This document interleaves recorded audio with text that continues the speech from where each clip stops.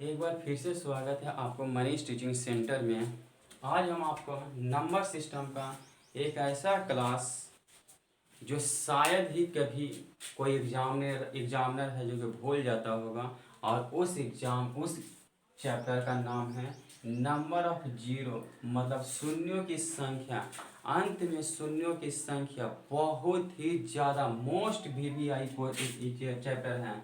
इस चैप्टर को आप जरूर याद करके जाइएगा या पढ़ करके जरूर जाइएगा कि लास्ट में शून्यों की संख्या हम निकालेंगे तो कैसे निकालेंगे। यहाँ पे देखना है कि हमको शून्यों की संख्या निकालना है तो हम कैसे निकालेंगे। अब देखिए, लास्ट में हमको शून्यों की संख्या निकालने के लिए सर्वप्रथम क्या करेंगे, 2 और 5 को ध्यान में रखेंगे। सबसे पहले 2 और 5 को ध्यान रखेंगे, क्योंकि 2 गुना 5 कर देंगे तो 5 और दूना 10 हो जाता है। 10 है मतलब ये वो शून्यों की संख्या हो गया, तो यहाँ पर आ जाएगा एक शून्यों की संख्या। इसी प्रकार से बहुत ही सारे क्वेश्चन को, और इसमें ध्यान ये भी रखना है कि नंबर ऑफ 2 कितना है, नंबर ऑफ 5 कितना है, मतलब 2 की संख्या कितना है और 5 की संख्या कितना है। जिसकी संख्या सबसे कम रहेगी वही आपको शून्यों की संख्या होगा, क्योंकि कहा जाता है अगर जो 5 लड़का है और 4 लड़की है तो यहाँ पर सिर्फ 4 ही लोगों को शादी होगा, ना कि 5 का होगा। उसी प्रकार से अगर 2 के पावर सपोज दैट 6 आ जाता है और 5 के पावर सपोज दैट 8 आ जाता है, तो यहाँ पर शून्यों की संख्या हमेशा कम वाला ही होगा। मतलब 2 के पावर 6 कहने का मतलब 6 को शून्यों की संख्या होगा। जैसे यहाँ पर 5 लड़का और 4 लड़की थी, तो यहाँ पर सिर्फ 4 ही शादी हुआ, मतलब एक जो कम वाला है उसी का शादी हो पाता है, ना कि ज़्यादा वाला को। क्योंकि 5 लड़का और 5 लड़की रहेगी तभी पूरा दोनों पूरा का शादी होगा। तो यहाँ पर इस तरह से चलना है। चलिए, अभी और इसमें कॉन्सेप्ट बहुत सारा बाकी है, इसमें ज़्यादा ध्यान देना है, और बहुत ही अच्छा चैप्टर लेकर चल रहे हैं शून्यों की संख्या। इसमें और अब देखिएगा कि प्रश्न हम सबसे पहले जो बनाना है हमें पहले ही बता दिए हैं, 2 और 5 को ध्यान में रख करके बनाना है। जैसे अगर जो हम क्वेश्चन देख लेते हैं, कह देते हैं यहाँ पर 2 के पावर सपोज दैट 80 है, और इंटू कर दें 5 के पावर 66 है, गुना कर दें 6 के पावर 72 गुना 8 के पावर 89। अब देखिएगा कहेगा इसमें आपका शून्यों की संख्या 2 के पावर 80 है, 5 के पावर 66, 6 के पावर 72, 8 के पावर 89 है। तो इसमें आपका शून्यों की संख्या पूछ देगा तो कैसे निकालेंगे। हम पहले ही बता देते हैं 2 और 5 से लेना देना है, और जिसकी संख्या छोटा रहेगा वही होगा। देखिएगा यहाँ भी 2 है, यहाँ भी 2 है, ऐसा नहीं कि यहाँ 2 और यहाँ 2 नहीं है। यहाँ 5 है, यहाँ 2 है, तो 2 की संख्या तो हमें बहुत ही ज़्यादा लग रहा है, क्योंकि 2 की संख्या यहाँ पर 80 है, यहाँ पे 72 हो जाएगा, और यहाँ पर 8 को हम पहले तोड़ेंगे 2 में तो हो जाएगा 2 के पावर 3, और 3 गुना 89 करेंगे तो आपका हो जाएगा 177 हो जाएगा। 3 गुना 89 करेंगे तो आपका 177, सॉरी 9 3 27, मतलब 267 हो जाएगा। तो यहाँ पे बहुत ही ज़्यादा हो जाएगा 2 की संख्या। तो सबसे पहले हम कम की संख्या देखते हैं, तो यहाँ पे देखते हैं 5 के पावर आपका 66 है, 5 के पावर आपका 66 है, बाकी संख्या जो 2 से बड़ा है वो बहुत ही ज़्यादा है। तो यहाँ पर जो आपका शून्यों की संख्या हो जाएगा आपका 66 हो जाएगा। चलिए, मुझे आशा होगा कि आपको समझ में आया है। और भी हम देखते हैं, छोटा छोटा टॉपिक लेने की कोशिश भी करते हैं, छोटे छोटे से लेकर चलेंगे, बहुत ही हाई लेवल तक क्वेश्चन आपको लेकर के जाएंगे। जैसे अगर जो आप चाहते हैं 4 गुने 5 गुने 6 गुने 8 गुने 12। अब यहाँ पर देखते हैं कि शून्यों की संख्या कितना है। सिर्फ 2 और 5 को ध्यान में रखिएगा। तो देखिएगा यहाँ तो 2 के पावर हो जाएगा 2, यहाँ पर 5 के पावर हो जाएगा 1, यहाँ पर 2 गुना 3 लिख सकते हैं, यहाँ पर 8 को तोड़ने के लिए 2 के पावर 3 हो जाएगा, और 12 को तोड़ने के लिए 4 तिया 12, मतलब 2 के पावर 2 गुने 3 हो जाएगा।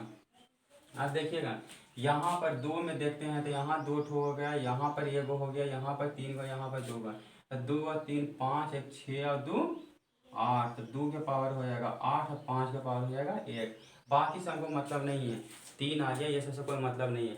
अब यहाँ पर 5 एक है, 8 दो जो है 8 गो है, तो यहाँ पर शून्यों की संख्या कितना हो जाएगा, तो वह हो जाएगा आपका 1 हो जाएगा। तो और भी प्रश्न लेके चलते हैं, क्योंकि यहाँ पर से ही सिर्फ कंसेप्ट क्लियर नहीं होगा, बहुत सारा भी लेकर चलते हैं। कैसे कैसे चलते हैं देखते हैं। अब अगर जो यहाँ पर हम देखते हैं, जैसे अगर जो निकाल देते हैं 10 गुना 20 गुना 30 गुना 40 गुना 50, इसमें अगर जो कह देगा कि शून्यों की संख्या कितना है, 10 गुना 20 गुना 30 गुना 40 गुना 50 है, तो देखिएगा अगर 10 वाला रहेगा मतलब अंत में शून्यों की संख्या दिया हुआ रहेगा, तो सबसे पहले उसी को साइड कर लीजिएगा। मतलब 1 2 3 4 5, 5 ठो तो शून्यों की संख्या यहाँ पर हो गया, यहाँ बच गया 1, यहाँ बच गया 2, मतलब अब जो बच गया उसको देख लेते हैं। तो 1 गुना 2 गुना 3 गुना 4 के मतलब 2 के पावर 2 गुना 5, अब 5 के पावर कुछ नहीं तो 1 हो जाएगा।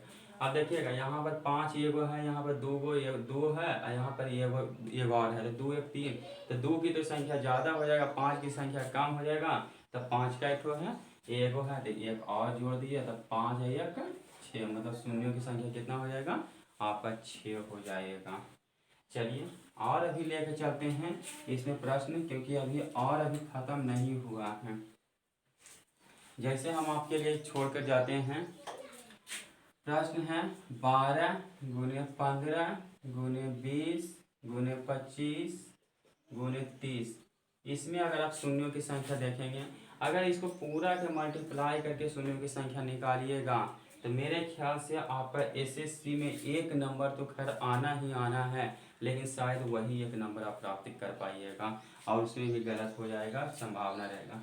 तो सबसे पहले जीरो काट लेते हैं, कै गो है, 2 ठो जीरो है, तो 2 पहले ही लिख लेंगे। अब यहाँ पे ज़्यादा कैलकुलेशन करने की कोशिश नहीं करिए, जितना कम कैलकुलेशन करने की कोशिश करिए उतना ज़्यादा सही रहेगा। यहाँ पर देखिए 25 को हम तोड़ देंगे तो 5 के पावर 2 में तोड़ देंगे, 15 को तोड़ देंगे 3 गुने 5 तोड़ देंगे, अब 12 को तोड़ देंगे 4 तिया 12, मतलब 2 के पावर 2 गुने 3 में तोड़ देंगे।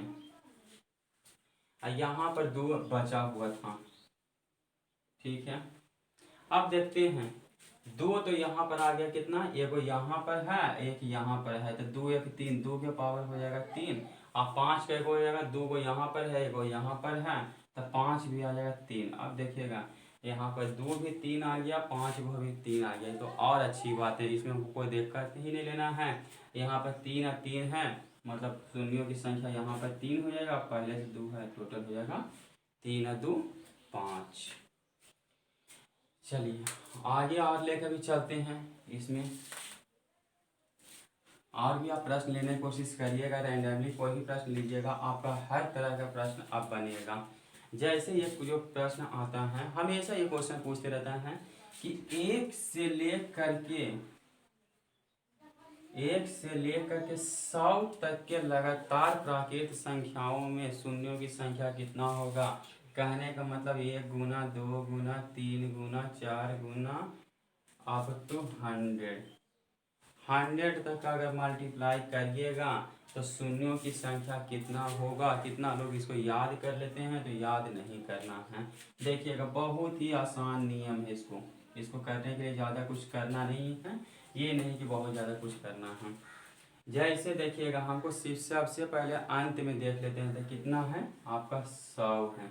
100 में क्या करिएगा, 5 से भाग दे दीजिएगा, 5 से भागा देंगे तो 5 दूना 10, यहाँ 0 उतर गया नहीं। अब देखिएगा यहाँ पर 20 जो आ गया 5 से बड़ा है, 20 जो है 5 से बड़ा है, तो फिर इसमें 20 में 5 से भागा देंगे और उस समय तक भाग देते रहेंगे जब तक कि यह भागफल छोटा नहीं आ जाए। तब 5 गुने 4, 5 चौका हो जाएगा 20।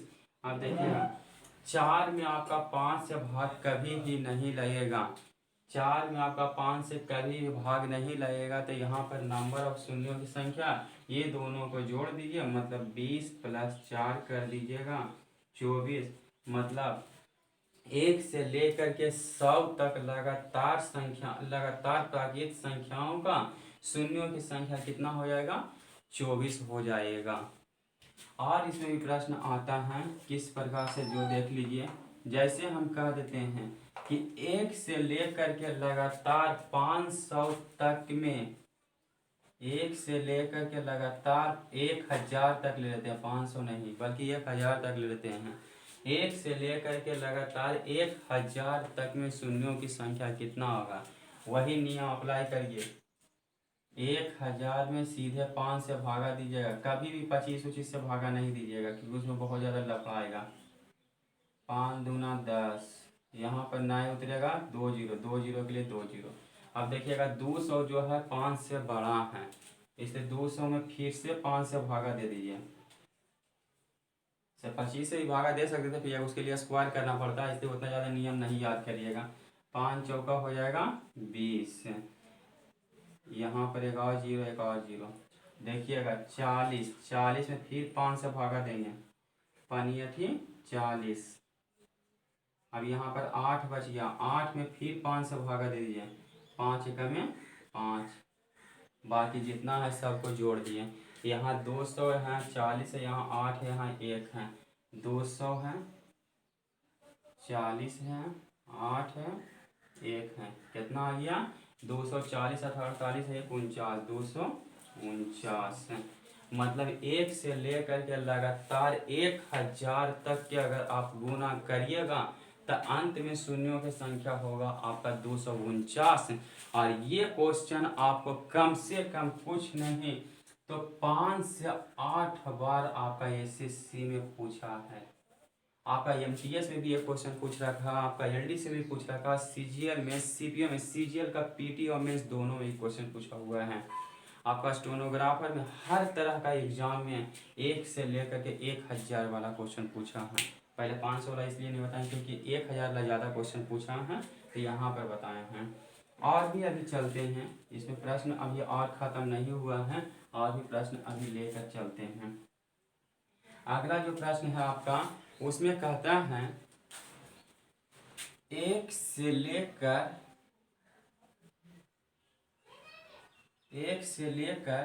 100 तक की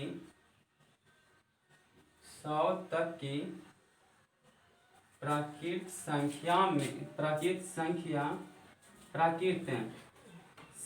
संख्या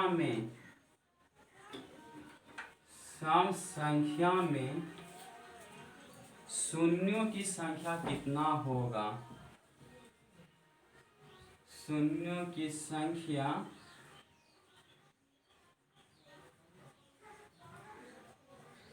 कितना होगा आपका। ये भी प्रश्न बहुत बार पूछा गया है।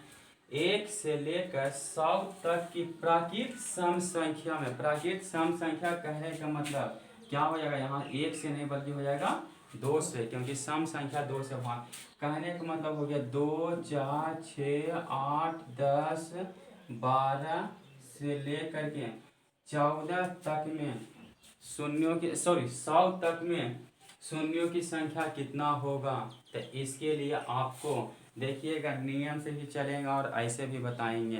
पहले हम ऐसे बताते हैं, उसके बाद नियम से चलेंगे। तो इसमें जो सबसे पहले आ जाएगा 10 पर आ जाएगा, आपका 20 पर आ जाएगा, आपका 30 पर आ जाएगा, 50 पर आएगा, 40 पर आएगा, 50 पर, 60 पर, 70, 80, 90, 100। देखिएगा पहले हम नियम से लेके चलते हैं, तब देखिएगा कितना टाइम लगेगा, और बिना नियम के चलेंगे तब कितना टाइम लगेगा। देखिएगा सम संख्या है तो इससे पहले आपका 8 भी है, 6 भी है, बहुत सारा और भी है, तो इसको हम तो छोड़ देते हैं क्योंकि 2 की संख्या इसमें बहुत ही ज़्यादा अनगिनत आएगा, जितना कोई लिए उतना आ जाएगा। तो 0 देख दे, 1, 2, 3, 4, 5, 6, 7, 8, 9, 10, 11, 11 को तो 0 आ गया। हमें पता है कि 2 की संख्या बहुत सारा है, क्या 5 की संख्या और यहाँ पे कहीं बचा है, देखिएगा 5 यहाँ पर एक और बच गया है, मतलब एक और जोड़ देंगे तो 11, ये कितना हो गया, यहाँ पर 12 हो गया। 1, 2, 3, 4, 5, 6, 7, 8, 9, 2, 11, 1, 12 हो गया। चलिए ठीक है, मतलब 2 से लेकर के 100 तक अगर देखिएगा तो प्राकृत संख्या में जो शून्यों की संख्या होगा, सम प्राकृत संख्या में वो 12 होगा। लेकिन इतना नहीं करना है। अगर सम का निकालना है, अगर सम का निकालना है तो पूरी संख्या का निकाल दीजिए और जो भी आएगा उसमें 2 से आप भागा दे दीजिएगा। तो हमें याद है कि 1 से लेकर के 100 तक प्राकृत संख्या निकाले थे, तो उसमें शून्यों की संख्या कितना आया था आपका 24 आया था। और यहाँ पे सम का सिर्फ पूछा जा रहा है, क्योंकि प्रत्येक संख्या में 2 ही तो आता है, एक आता है सम और एक आता है विषम, एक आता है सम और एक आता है विषम। तो यहाँ पे ध्यान रखने के लिए टोटल संख्या में से अगर देख रहे थे, टोटल प्राकृत संख्या में से देख रहे थे 24 आ रहा था, लेकिन सिर्फ सम संख्या में से देखना है तो इसमें 2 से हम क्या कर देंगे भागा दे देंगे, तो 12 दूना 24। देखिएगा वाई कॉन्सेप्ट अगर चले तो भी 12 आया है, और वाई मेथड यहाँ से भी चले तो भी 12 आया है। लेकिन यहाँ पर से करने के लिए बहुत ही आसान हो गया था। अगर 100 तक नहीं याद है क्या करेंगे, 100 तक लिखेंगे और यहाँ पे 5 से भागा दे देंगे, 20 25 100 हो गया, 100 खत्म। और फिर 20 में क्या करेंगे, 5 से भागा दे देंगे, 5 चौका 20 हो जाएगा। बस जोड़ दे 20 और 4 24। सम संख्या का निकालना था तो आपका 12 हो गया। 1000 का भी लेना होगा वही काम कर लीजिएगा, 2000 का भी लेना, जितना का भी लेना होगा उतने ही से यही काम कर लीजिएगा। अब चलिए अगला जो प्रश्न है आपका, अगला प्रश्न भी लेकर चलते हैं, उसको भी बता देते हैं। जैसे कहेगा कि 1 से लेकर के 100 तक की प्राकृत विषम संख्या, कहता है 1 से लेकर के 100 तक की प्राकृत विषम संख्याओं में शून्यों की संख्या कितना होगा। तो देखिएगा विषम संख्या किसको कहता है, जो बताते हैं विषम संख्या को कहते हैं इंग्लिश में ऑड नंबर। ऑड नंबर किसको हम कहते हैं, वैसी संख्या जिसमें 2 से भाग नहीं लगे, वैसी संख्या जिसमें 2 से भाग नहीं लगे या 2 से डिविजिबल नहीं हो, उसे हम कहते हैं ऑड संख्या, ऑड नंबर या विषम संख्या हम उसे कहते हैं। तो इसको देखने के लिए कहने का मतलब 1 से लेकर के 50 100 तक में कि विषम संख्या, प्राकृत विषम संख्या में शून्यों की संख्या कितना होगा। कहने का मतलब 1 हो गया, 3 हो गया, 5 हो गया, 7 हो गया, 9 हो गया, अप टू कहाँ तक हो जाएगा 99 तक होगा। क्योंकि 100 तो नहीं लेंगे, 99 ही ले पाएंगे। 100 तक कह रहा था लेकिन 99 तक जाएंगे, क्योंकि 100 हमारा आपका सम संख्या आता है और यहाँ पर पहले ही बोल दिया गया विषम संख्या। तो हम पहले ही आपको बताए हैं कि शून्यों की संख्या निकालने के लिए विषम संख्या अगुना सम संख्या होता है। तो यहाँ पर हमारा किसी भी संख्या में सम संख्या नहीं आ रहा है, मतलब यहाँ पर शून्यों की संख्या कितना हो जाएगा, तो हो जाएगा 0 हो जाएगा। मतलब एक भी शून्यों की संख्या यहाँ पर हमारा निकल करके नहीं आएगा।